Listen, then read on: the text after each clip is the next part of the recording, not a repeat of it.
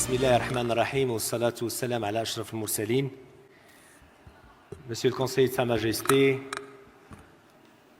Excellences, Monsieur le Wali, Monsieur le Président de l'Université, Monsieur le Président de la Chaire, Mesdames et Messieurs, chers étudiants, je voudrais, en ce mot d'ouverture de la conférence, pouvoir d'abord témoigner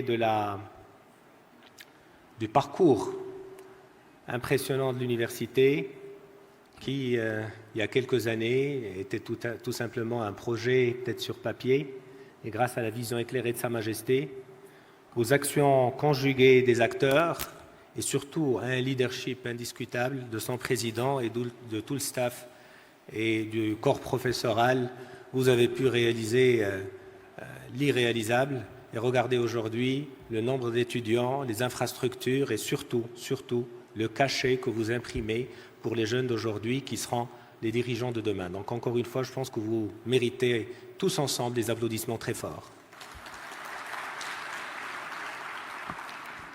Alors brièvement, pour notre sujet, je pense que nous avons écouté avec beaucoup d'attention des paroles de sagesse tout à l'heure, avec des prix décernés à des personnalités qui ont façonné d'une façon ou d'une autre le sujet avec beaucoup d'impact. Moi, je voudrais tout juste interpeller l'audience sur le caractère pratique et pragmatique de la thématique que nous abordons aujourd'hui.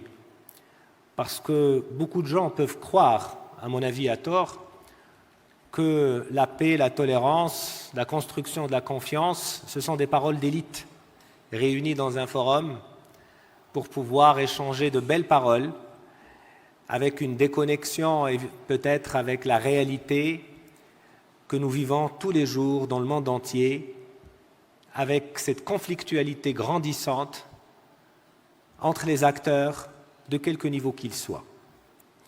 Je pense que le mérite de ce forum, c'est de réunir des acteurs expérimentés avec des horizons différents pour pouvoir apporter leur lot de contributions, pas seulement sur le plan de la parole, mais surtout sur le plan de la projection pour l'avenir. Et c'est sur cette projection-là que je voudrais apporter 2 ou 3 éléments d'éclaircissement ou de contribution. Le premier, c'est de dire que si nous sommes aujourd'hui conscients que le monde fait face à des défis sans précédent, ces défis sont malheureusement l'émanation de l'organisation du monde lui-même. En d'autres termes, l'État, qui est la construction la plus aboutie depuis 2 siècles dans le monde entier, a été érigé. Elle a cette primauté dans l'organisation humaine du monde contemporain.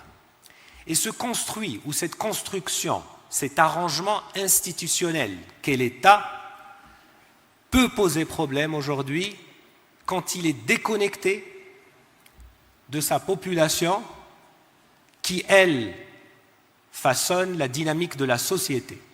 Car en définitive, les problèmes que nous vivons ou que nous cherchons à éviter sont en fin de compte des problèmes entre sociétés, entre projets de société.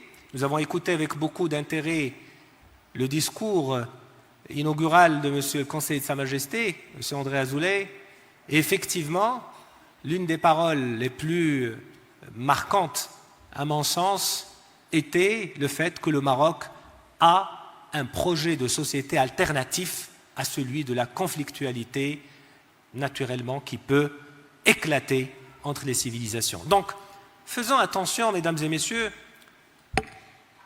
à la chose suivante. Quand le prolongement de l'État au niveau de la société présente beaucoup d'imperfections, beaucoup d'asymétrie, pour reprendre des termes d'académiciens, cela présente un danger par rapport à l'action collective qui peut engendrer cette conflictualité, qui peut menacer la paix. Et donc la question qu'on doit se poser de façon très pragmatique, c'est au niveau des projets de société, comment ils sont élaborés et les pays, les États, les sociétés que nous avons en face sont-elles en paix avec elles-mêmes?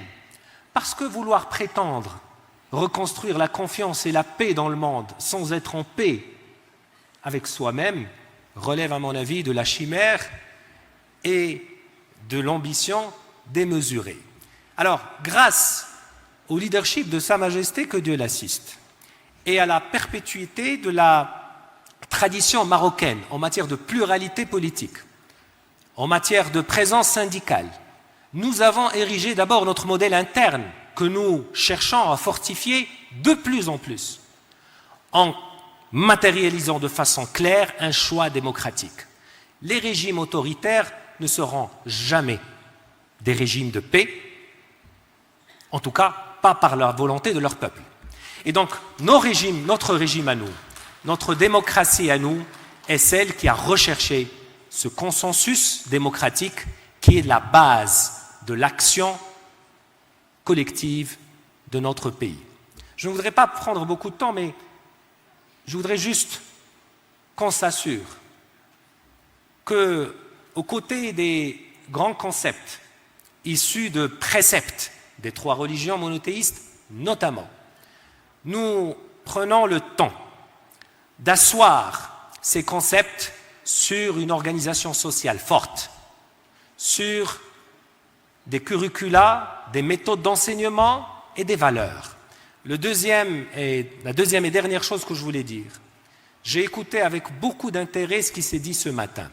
Un mot m'a interpellé, c'est celui des valeurs.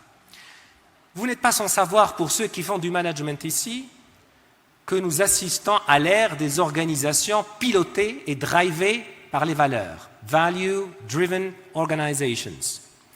Et donc, si j'ai bien compris l'appel de ce matin ou de cet après-midi, nous avons besoin d'institutions basées sur les valeurs. Et charge à nous de trouver le chemin pour construire des institutions basées sur les valeurs. Des valeurs qui peuvent s'opposer aux intérêts, mesdames et messieurs. Car des fois, les intérêts que nous défendons sont court-termistes et ils ne laissent pas forcément l'espace aux autres pour pouvoir s'exprimer. Mais quand vous défendez une approche basée sur les valeurs, vous pouvez, pour des raisons nobles, repousser les gains immédiats d'intérêts issus d'un déséquilibre des forces pour pouvoir privilégier les valeurs. Et en définitive, mesdames et messieurs, ce sont les valeurs qui triomphent. Merci pour votre attention.